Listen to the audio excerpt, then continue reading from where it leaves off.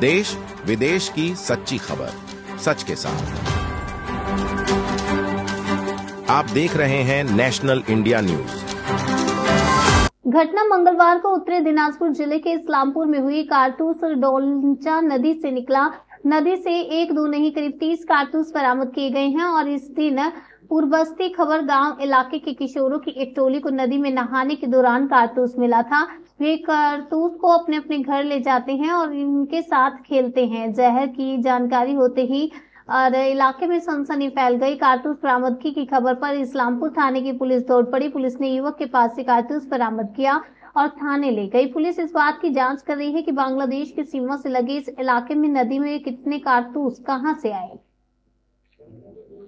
কি পাচ্ছেন নদীতে?